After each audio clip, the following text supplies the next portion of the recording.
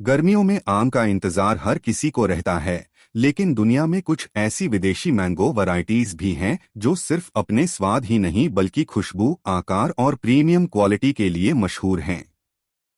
Mexico के Honey mango से लेकर थाईलैंड के नामडोक मै तक।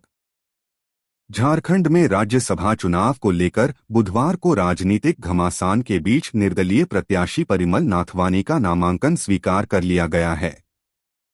इसके बाद झारखंड का सियासी तापमान और बढ़ गया है। दरअसल यह विवाद परिमल नाथवानी के नामांकन पत्र को लेकर शुरू हुआ था। मध्य प्रदेश राज्यसभा चुनाव में कांग्रेस उम्मीदवार मीनाक्षी नटराजन का नामांकन रद्द होने के बाद बीजेपी के तीसरे उम्मीदवार महेश केवट की राज्यसभा पहुंचने की राह लगभग साफ होती नजर आ रही है। दिलचस्प बात यह है, संयुक्त राष्ट्र सुरक्षा परिषद यूएनएससी में पाकिस्तान और चीन को उस समय बड़ा झटका लगा जब अमेरिका, फ्रांस और ब्रिटेन ने बलूचिस्तान लिबरेशन आर्मी BLA और उसकी सहयोगी इकाई मजीद ब्रिगेड को संयुक्त राष्ट्र की वैश्विक आतंकवादी सूची में शामिल करने की संयुक्त कोशिश को रोक दिया। भारत में डेनमार्क के पूर्व राजदूत फ्रेडी स्वेन ने प्रधानमंत्री नरेंद्र मोदी की लीडरशिप की जमकर सराहना की है। उन्होंने कहा कि पीएम मोदी ने न केवल भारत की घरेलू स्थिति को सुधारा है बल्कि देश को आधुनिक भारत से वैश्विक भारत के रूप में पुनर्गठित किया है। स्वेन के अनुसार विश्व मंच पर आज भारत की जो प्रतिष्ठा है, डिजीजेस फ्रॉम कैट्स।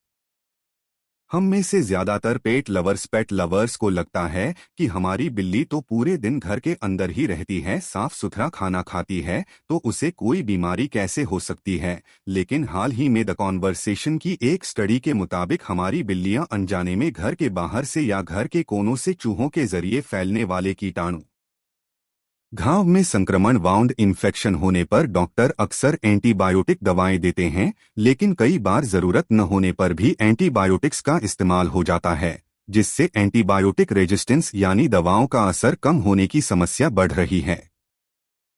आदित्य धर की ब्लॉकबस्टर स्पाई थ्रिलर धुरंधर 2 दुनिया भर में 1,800 करोड़ रुपए कमाकर भारतीय सिनेमा के इतिहास में दूसरी सबसे बड़ी कमाई करने वाली फिल्म बन चुकी है। लेकिन अब इस फिल्म का एक ऐसा राज सामने आया है जो दर्शकों को हैरान कर रहा है। बॉलीवुड की सबसे बेबाक अभिनेत्रियों में गिनी जाने वाली कंगना रनौत एक बार फिर अपने बयान को लेकर सुर्खियों में हैं। अपनी आगामी फिल्म भारत भाग्य विधाता की रिलीज से पहले कंगना ने फिल्म इंडस्ट्री में अपने रिश्तों, संघर्षों और सफलता को लेकर खुलकर बात की है। स्पाई यूनिवर्स की मोस्ट अवेटेड फिल्म अल्फा का पहला टीजर 10 जून यानी आज रिलीज हुआ है और इसने सोशल मीडिया पर धूम मचा दी। बता दें, आलिया भट्ट और शर्वरी स्टारर इस फिल्म को 2026 की सबसे बड़ी रिलीज में से एक माना जा रहा है। फीफा वर्ल्ड कप 2026 इस बार नॉर्थ अमेरिका महाद्वीप में होने जा रहा है। 12 जून 2026 से शुरू होने वाले इस मेगा टूर्नामेंट को लेकर भारतीय फैंस भी काफी एक्साइटेड हैं। इस बार टूर्नामेंट में 48 टीमें हिस्सा ले रही हैं, जिनके बीच कुल 104 मुकाबले खेले जाएंगे। श्रीलंका में खेली जा रही ट्राई नेशन ए सीरीज 2026 के दूसरे मुकाबले में भारतीय टीम का सामना अफगानिस्तान से होगा। तिलक वर्मा की कप्तानी वाली टीम ने पहले मुकाबले में श्रीलंका को हराकर शानदार जीत हासिल की थी। हालांकि इस मुकाबले में वैभव सूर्यवंशी कुछ खास प्रदर्शन नहीं कर पाए थे। पिछले 2 साल में मोदी सरकार ने पहलगाम व लालकिला विस्फोट जैसी आतंकी घटनाओं को झेला। हालांकि ऑपरेशन सिंदूर शानदार सफलता से दुनिया भर ने देश का लोहा माना। पिछले 2 साल में अमेरिकी ट्रंप टैरिफ टेरर से असमंजस की भावना और अब तक जारी सियासी गलियारे में हलचल देखने को मिली है। कांग्रेस ने बड़ा कदम उठाया है। पार्टी अध्यक्ष मल्लिकार्जुन खड़गे ने देश भर के वरिष्ठ नेताओं, महासचिवों, राज्य प्रभारियों और प्रदेश कांग्रेस अध्यक्षों को अर्जेंट मीटिंग के लिए दिल्ली बुलाया है। 11 जून को नई दिल्ली के इंदिरा भवन में होने वाली भारत के पहले प्रधानमंत्री जवाहरलाल नेहरू का 60 साल पुराना सबसे लंबे समय तक निर्वाचित प्रधानमंत्री रहने का रिकॉर्ड टूट गया है। नरेंद्र मोदी भारत के इतिहास में लगातार सबसे लंबे समय तक पद पर रहने वाले निर्वाचित प्रधानमंत्री बन गए हैं। खान सर को कोर्ट से अंतरिम राहत जरूर मिल गई है, लेकिन उनकी कानूनी और कारोबारी चुनौतियां कम नहीं हुई हैं। कोचिंग संस्थान के बाहर हुई हिंसा और फायरिंग विवाद के बाद पुलिस की जांच तेज हो गई है। फिलहाल उनके खिलाफ दर्ज एफआईआर और सुरक्षा गार्डों की भूमिका की जांच जारी है। मध्य प्रदेश से कांग्रेस राज्यसभा सांसद मीनाक्षी नटराजन का नामांकन रद्द होने के बाद सियासी बवाल थमने का नाम ही नहीं ले रहा है।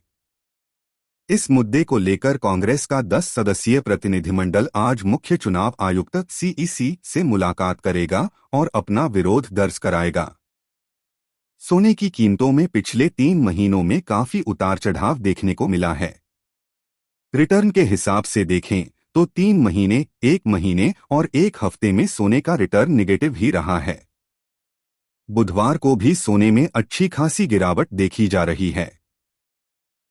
गुड रिटर्न्स के अनुसार पाकिस्तान और अफगानिस्तान के बीच तनाव की स्थिति बनी हुई है, जो कम होने का नाम नहीं ले रही है। दोनों देशों के बीच बॉर्डर पर झड़पें होती रहती हैं और समय समय पर पाकिस्तान की तरफ से अफगानिस्तान पर एयर स्ट्राइक्स भी की जाती है। अब एक बार फिर पाकिस्तान ने अफगानिस्तान पर हमला कर दिया है।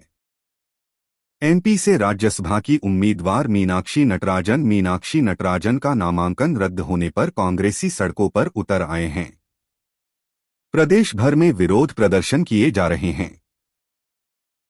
उधर दिल्ली में कांग्रेस का प्रतिनिधिमंडल चुनाव आयोग से मुलाकात करने पहुंच चुका है।